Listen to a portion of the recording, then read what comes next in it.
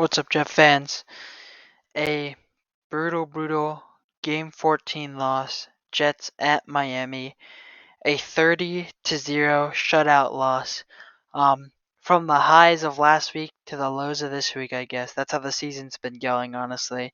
Our boy, number 14, Trevor Siemian, did make an appearance. So let's just jump into the game, I suppose. So, last week, coming off of AFC Offensive Player of the Week, Zach Wilson. A great performance, and I was excited to see him in this game as well. Uh, Obviously, he got injured because he was being absolutely killed by all the sacks he was taking and the hits after his throws he was taking. But with the limited stuff I saw, although he didn't do a lot, I think he looked really good. Even like Tony Romo, who in the past has, not like Zach Wilson was saying, oh, these are perfect throws and his receivers are just not getting there. Um, and even the announcers were saying there's nothing Zach Wilson can do because he was just taking so many hits, and the offensive line is absolutely terrible. So Zach Wilson got injured.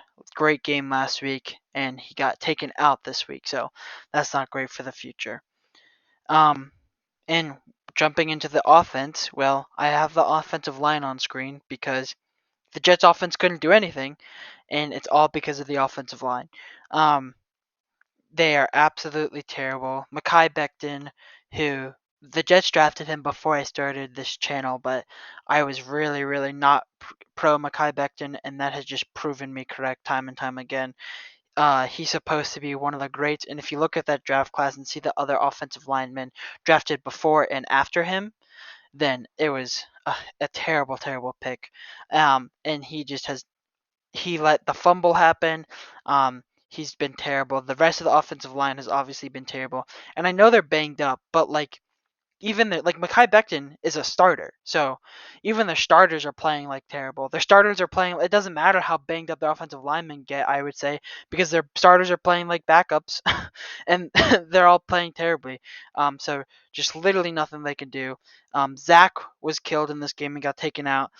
People are saying Aaron Rodgers. I've been saying Aaron Rodgers, but if Aaron Rodgers was in this game, he would have been killed.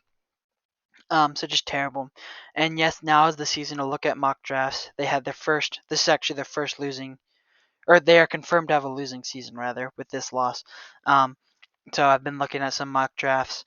Not that I hope the Jets will lose out, and actually I'll talk about that at the end of the video. But if you see any mock draft with the Jets not taking offensive linemen, throw it out. If they don't take an offensive lineman, Joe Douglas needs to be fired, honestly. I'm not saying like there's no reason for me to believe that he wouldn't take an offensive lineman because it's such an obvious pick. So please, they need an offensive lineman in the draft. They need offensive lineman free agents. I would honestly be perfectly fine with a whole new starting five because this offensive line is absolutely terrible. We've been saying it for years. Anyways, jumping into the defense. Tyreek Hill was out of the game. That was like good news, but I was saying to myself, well, Jalen Waddle is also number one receiver. That's what makes the Dolphins so dangerous. They have two number one receivers. Also, they have a really good running back who just broke like some Miami record. Um, but even with Tyreek out, Jalen Waddle got injured for like a quarter of like the first quarter. He was actually out too, but even then, the defense let up 30 points. And I'm not even gonna blame the defense entirely because like they they had terrible field position. The Jets offense could not do anything because of their offensive line. They fumbled it on like the goal line, so that was an automatic touchdown. And they were actually playing pretty good defense in the red zone, honestly, even though they did let up 30 points. With these two wide receiver injuries, though, it's just funny. We saw Robbie Chosen, formerly known as Robbie Anderson, a former Jet, um, and also with the Dolphins scoring so many points, they put in Mike White, so other former Jet, and obviously Braxton Berrios. So it was good to see some familiar faces, I guess, but a pretty brutal loss. So just I don't want to talk about this game anymore. So let's look to the future, the near future, because in the far future it's a lot more optimistic. But near future, if you look at the rest of their schedule, I mean, I don't know. The Commanders, I think the Jets should be able to beat, and maybe the Patriots on paper, anyways. But you never know with Bill Belichick. And then honestly, well, we'll see about Joe Flacco. He's been playing pretty well, but maybe even the Browns. So a 8-9 record with all the adversity that this team went through would not be too bad, I would say. I don't know if they'll get it, but if they can pull off an 8-9 record, win the rest of the games, I think that's a very big moral victory. I know it puts you out of the draft position, but I've been saying in multiple videos I do not care about that. The momentum and the psychology of the players on your roster right now is a lot more important. And to attract free agents, you can tell a free agent, hey, we almost had a winning record with a backup quarterback who got injured, and then we had third string quarterbacks in and all the issues. And now we're going to have Aaron Rodgers. You can come join our team and win a Super Bowl.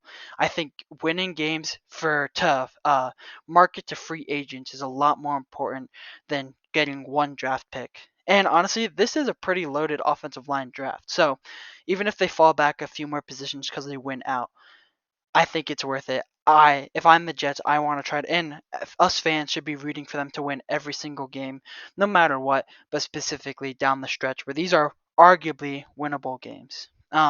Anyways, that's it for me. Terrible, terrible loss, but maybe the future will be brighter. Maybe, hopefully, Zach Wilson get healthy and come back. Thanks for watching. Bye.